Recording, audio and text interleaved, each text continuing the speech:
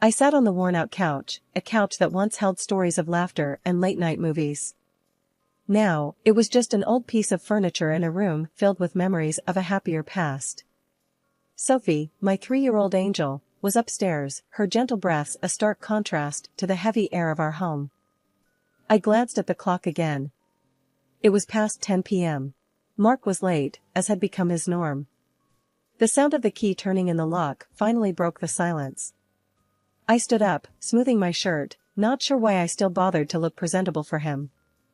"Mark," I called out as he stepped in, looking more a stranger than the man I married. "You're late." He didn't meet my eyes, just grunted a response. "Work. It's always work." His voice, once filled with warmth and affection, now carried a cold, distant tone. I tried to sound casual. "Sophie asked about you today. She wanted to know when Daddy would be home." He shrugged off his coat, hanging it carelessly on the rack. "Kids ask a lot of things. Doesn't mean we always have answers." I felt a twinge of pain in my heart. "Maybe we could do something this weekend? Just the 3 of us? Sophie would love that."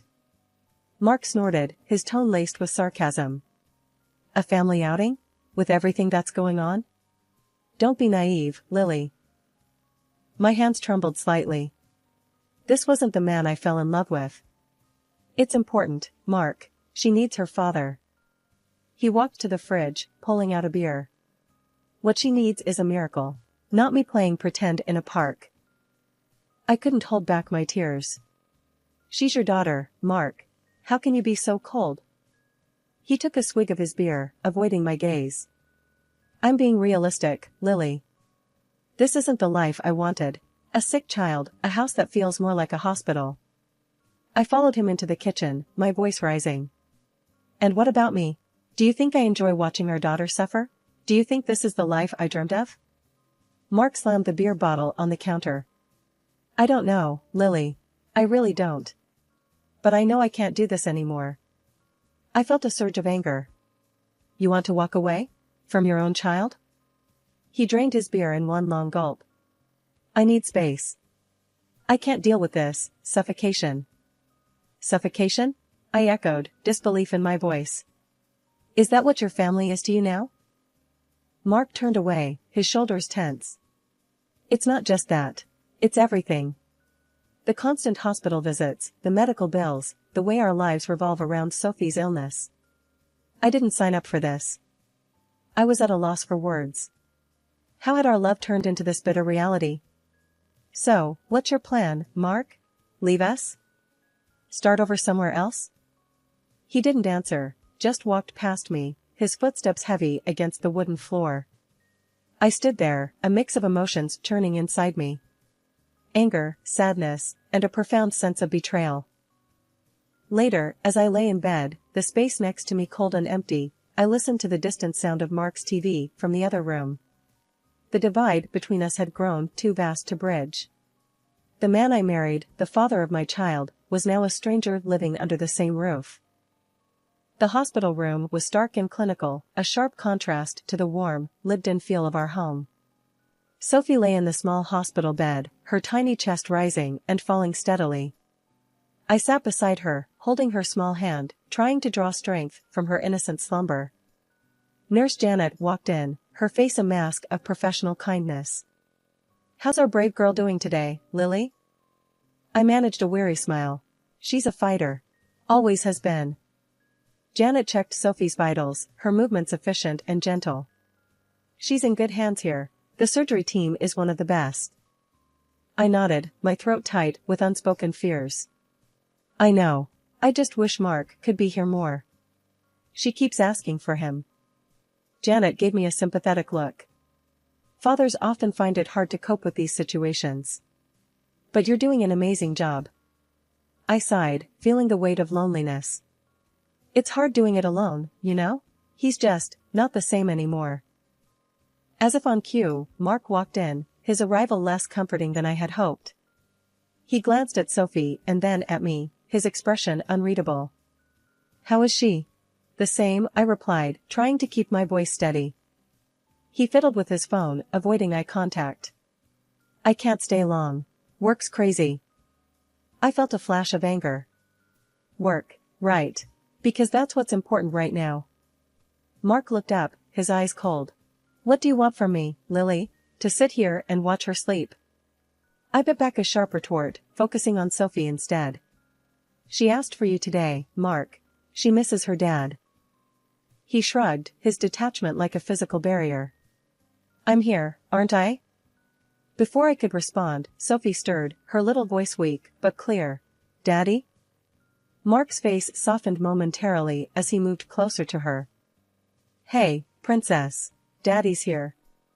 Sophie smiled faintly, reaching out for him. Stay with me, Daddy? I watched, a mix of hope and sorrow in my heart. Mark hesitated, then sat on the edge of the bed. I can't stay long, Sophie. Daddy has to work. Her smile faded, a look of understanding far beyond her years in her eyes. It's okay, Daddy. I love you. Mark forced a smile, patting her hand. I love you too, kiddo. As he stood to leave, I felt a surge of resentment. She needs you, Mark. We need you. He paused, his back to us. I'm doing what I can, Lily. But his words rang hollow in the sterile room. I watched him leave, a familiar sense of abandonment settling over me. Sophie's hand gripped mine, her small presence a reminder of the fight ahead of us. The room fell silent again, save for the beeping of the monitors. I leaned closer to Sophie, whispering promises of better days. Promises I wasn't sure I could keep. But in that moment, all I had was hope and the unwavering love for my daughter. The silence in the room was broken by a call from my friend Lisa, who worked as a realtor for a local company. I sat in the dimly lit hospital cafeteria, clutching a lukewarm cup of coffee. My mind was a whirlwind of betrayal and shock after Lisa's call. Mark was selling our house, our home. Anger and disbelief swirled within me, fueling a determination I hadn't felt in months. Lisa slid into the seat across from me, her expression a mix of concern and anger. I can't believe he's doing this, Lily. Selling your house while you're here, with Sophie. I took a deep breath, trying to steady my shaking hands. I need you to delay the sale, Lisa. Buy me some time. Lisa nodded, her eyes hard. I'll do what I can, but we don't have much time. He's pushing for a quick sale. I leaned forward, my voice low and firm. I won't let him get away with this. He thinks he can just steal my house and run off with whoever she is? Lisa reached out, her hand gripping mine. Do you have a plan? A plan. The word echoed in my mind. I had been reactive for too long, letting life and Mark's indifference dictate my days. But not anymore. I'm going to fight back. I'll start by talking to a lawyer. There has to be a way to stop this. Lisa's expression shifted to one of support. Good. You fight this, Lily. And I'm here, every step of the way. I nodded, feeling a spark of resolve. And I'll need to gather evidence. Proof of his betrayal, the fraud. Anything that can help my case.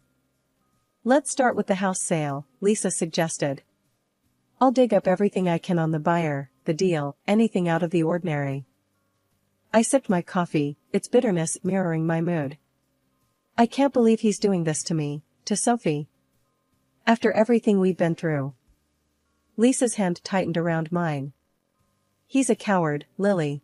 And he's going to regret underestimating you. I stood up, my resolve strengthening.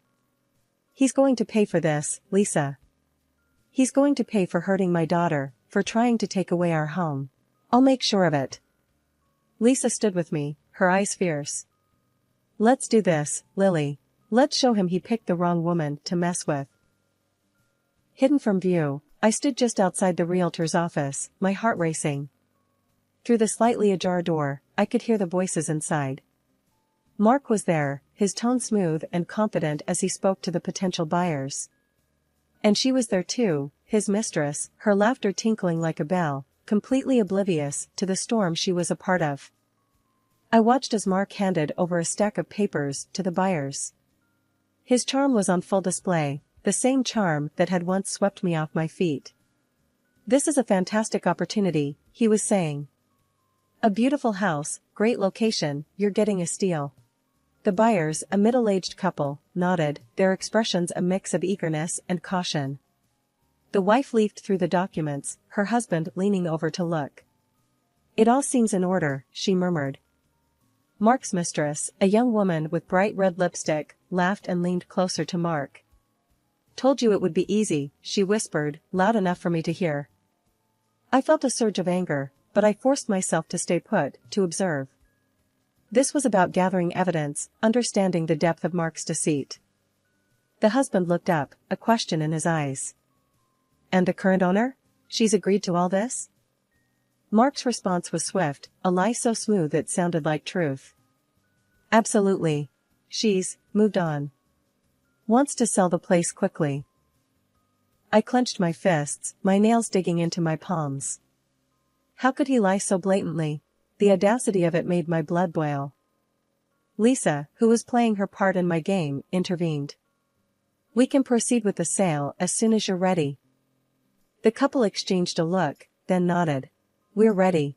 This is a deal we don't want to miss. I watched as they began to sign the papers, the finality of each stroke like a dagger in my heart. But I needed to stay focused. This was not the time for emotions, it was the time for action. Mark's laughter brought me back to the moment. He was toasting with the buyers, his mistress clinging to his arm. To new beginnings, he said, raising his glass. I stepped into the room, my gaze fixed on Mark. Enjoying yourself, Mark? Everyone turned, shock and confusion on their faces. Mark's smile faltered. Lily, what are you doing here? I walked up to them, my steps firm. I'm here to stop you from making the biggest mistake of your life. Mark's mistress scoffed, rolling her eyes. What are you talking about? The deal is done. I smiled, but it was cold, devoid of any warmth. Is it, now? Because I don't remember signing off on selling my house. The buyers looked uncomfortable, exchanging glances. We were told everything was in order, the husband said, his voice uncertain. Mark stepped forward, trying to assert control. Lily, you're confused. This is for the best. I shook my head. No, Mark. The only confusion here is yours if you think you can forge my signature and get away with it. The room went silent.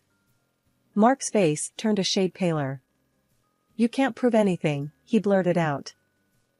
I pulled out a set of documents from my bag. Actually, I can. And I have. These are the real papers. The ones you have are forgeries. Mark's mistress tugged at his arm. Mark, what's she talking about? Tell me this isn't true. But Mark was speechless, his usual confidence shattered. That's when the door opened, and 2 police officers walked in. One of the officers looked directly at Mark. Mark Johnson? You're under arrest for fraud and forgery. Mark's face drained of color. He looked at me, his eyes filled with disbelief. You called the cops? I met his gaze, my voice steady. Yes, I did. You broke the law, Mark. And you tried to steal my home. As the officers handcuffed Mark, his mistress started to cry, her makeup smearing. The buyers quickly gathered their things, eager to distance themselves from the situation. One of the officers turned to me. We'll need your statement, ma'am. I nodded, feeling a sense of justice. Of course, officer. As they led Mark away, he looked back at me, his expression a mix of anger and regret. But I felt no sympathy.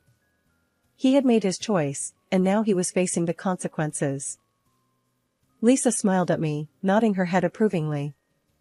I smiled back and left the office, a weight lifted off my shoulders. I had stood up for myself and Sophie. I had fought back. And this was just the beginning. After Mark's arrest, I found myself in the lawyer's office, the walls lined with law books and the air heavy with the scent of leather. My lawyer, Mr. Thompson, was a no-nonsense man in his 50s, his face etched with lines of experience. He glanced at the file in front of him. Lily, your husband's actions have opened up a big can of worms. The fraud charge is serious. I sat across from him, my hands clasped tightly in my lap. I know, Mr. Thompson. But I couldn't let him get away with it. Not after everything. Mr. Thompson nodded, understanding in his eyes. I respect that. Now, about the divorce and custody battle. You're in a strong position, but it won't be easy. I leaned forward. I'm ready for it. I have to do this for Sophie. She deserves a stable home. The lawyer shuffled some papers. What about alimony and child support? Given Mark's likely incarceration, it's going to be complicated. I sighed, a mix of determination and sadness in my voice. I want what's fair for Sophie. She's my priority. As for Mark, he made his choices. Mr. Thompson looked at me, his expression serious. You're a strong woman, Lily. We'll fight for what's right for you and your daughter. As I left the office, my phone rang. It was Mark. I hesitated, but answered. What do you want, Mark? His voice came through, laced with desperation. Lily, please. I messed up. I know that. But don't take Sophie away from me. I stopped in my tracks, anger rising. You thought about Sophie when you tried to sell our house? When you spent your days with that woman? He was silent for a moment. I lost my way. But I'm her father, Lily. I love her.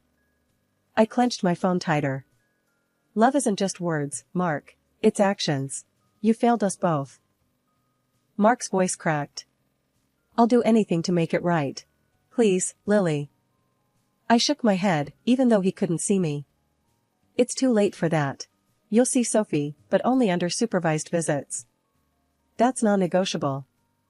There was a pause, then a soft, defeated sigh from Mark. Okay, I understand. The days were a whirlwind. I spent most of my time with Sophie, ensuring she felt loved and secure amidst the chaos. Her laughter was a balm to my wounded heart. One afternoon, while Sophie napped, I received a call from my sister, Laura. Hey, Lily, how are you holding up? Laura's voice was always a mix of concern and strength. I sighed, staring out the window. I'm managing, Laura. It's tough, but I'm getting through it. Laura was silent for a moment. I heard about Mark. I'm so sorry, Lily. But I'm proud of you for standing up to him. I smiled faintly. Thanks, Laura. It's hard, but I have to be strong for Sophie. She needs me now more than ever. Laura's voice softened. And what about you? Who's being strong for Lily? Her question caught me off guard. I had been so focused on Sophie and the legal battle that I hadn't given much thought to myself. I don't know, Laura. I guess I haven't had time to think about that. Laura was firm. You need to take care of yourself too, Lily. You can't pour from an empty cup. I knew she was right. I'll try, Laura. It's just, everything feels overwhelming right now. You're not alone, Lily. Remember that. I'm here for you, always. The next day, I visited a therapist, Dr. Martin. His office was a small, cozy room with soft lighting and a comfortable couch. He greeted me with a warm smile. Lily, it's good to meet you. How can I help you today? I took a deep breath, unloading my worries and fears. I just feel so lost, Dr. Martin. Everything I knew, everything I trusted, it's all been turned upside down. Dr. Martin nodded, his voice gentle. It's understandable to feel that way after what you've been through. But it's important to remember that this is a chapter in your life, not the whole story. His words resonated with me. Over the next few weeks, I started to take small steps towards reclaiming my life. I joined a support group for single parents. The first meeting was daunting, but as I listened to others share their stories, I realized I wasn't alone. Welcome, Lily, said the group leader, a kind woman named Beth. We're here to support each other, to share our struggles and our victories. I shared my story, my voice steady but filled with emotion. The group listened, their faces a tapestry of empathy and understanding. After the meeting, a woman named Sarah approached me. "Your story is inspiring, Lily. You're stronger than you realize." Her words lifted my spirits. Maybe I was stronger than I thought. Maybe, just maybe, I could turn this painful chapter into a story of resilience and hope. Sitting in my living room, the early morning light filtering through the curtains, I reflected on the tumultuous journey that had led to this moment of tranquility. The divorce papers, now signed and finalized, lay on the coffee table, a testament to my newfound independence. The legal battle had been long and arduous. I had sued Mark for a substantial portion of his property, determined to secure a stable future for Sophie and myself. The court's decision had been in our favor. Mark, now serving a real sentence for his fraudulent activities, had lost much of what he had once held dear. His mistress, caught in the web of deceit, was slapped with a hefty fine, payable to me as restitution. I remembered sitting in the courtroom, watching Mark and his mistress turn on each other, each trying to deflect blame. There was no love lost between them, only bitter accusations and desperate attempts to save themselves. Watching them, I felt a sense of satisfaction. They had gotten what they deserved. Their betrayal and greed had led them to this downfall. But amidst the chaos of legal proceedings and emotional upheavals, there was a silver lining. Sophie, my brave little girl, had made a swift recovery after her surgery. Her laughter and energy filled our home with a warmth that had been missing for far too long. As I sipped my morning coffee, I thought about our future. It was a future I had fought hard for, a future that seemed bright and promising. Sophie was my priority, my beacon of hope. Together, we had weathered a storm and emerged stronger.